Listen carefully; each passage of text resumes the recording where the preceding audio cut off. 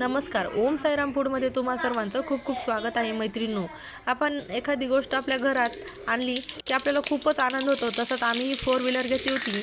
मग माझ्या मिस्टरांनी सांगितलं की आपण काहीतरी गोडधोडाचं करावं, म्हणून मी बनवली होती तांदळाची खीर, वांग बटाटा मिक्स भाजी, पुरी, कुरडई, पापड, भात असा मेनू बनवला होता.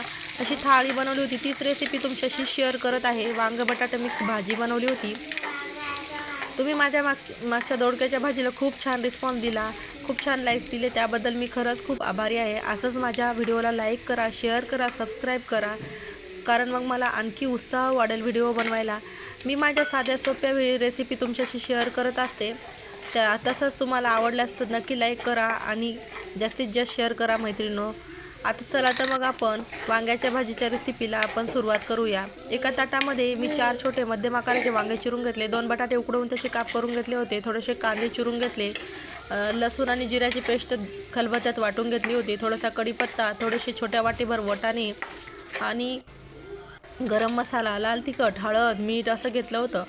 आणि मग मी एका कढईमध्ये फोडणीसाठी तेल टाकलं, त्यामध्ये जिरे मोहरी टाकली, जिरे मोहरी तडतडीनं कढीपत्ता टाकला, त्यामध्ये कांदा टाकला, लसूण जिऱ्याची पेस्ट टाकली, नंतर गरम मसाला, लाल तिखट, हळद, मीठ टाकलं.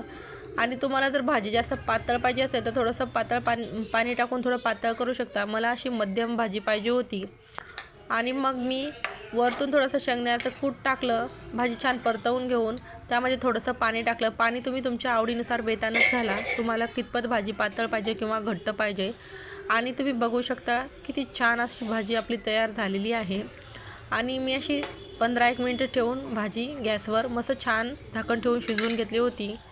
आणि आता मटारचा सीझन चालू आहे मैत्रिणींनो, तर जास्तीत जास्त प्रत्येक भाज्यात, पुलावमध्ये, पराठ्यामध्ये, सगळ्याच याच्यामध्ये आपण मटारचा वापर करतो. कारण मग मटारचं सीझन संपलं ना, मटार महाग होतात, मग तेव्हा इतके आणले जात नाहीत आणि खाल्ल्या पण जात नाहीत. आता सीझन चालू आहे त्यामुळे जास्तीत जास्त प्रत्येक याच्यात आपण मटारचा वापर करण्याचा प्रयत्न करतो. लहान मुलांना पण खूप आवडतात. माझ्या मुलांना तर ही भाजी, पुरी, खीर इतकी आवडली होती मैत्रिणींनो, माझे मुलं आईस्क्रीम म्हणूनच खायचे.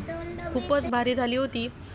आणि ही माझी रेसिपी तुम्ही नक्की सगळ्यांनी एकदा ट्राय करून मला कमेंटमध्ये सांगा की खिरीची रेसिपी कशी झाली होती.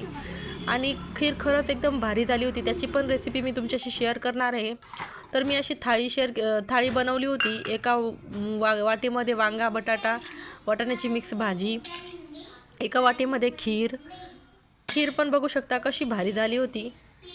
खीर पण अशी दाटसर एकदम क्रीमी खीर झाली होती. अशा टम्म फुगलेल्या पुऱ्या आणि कुरडई, पापड, भात. नक्की ट्राय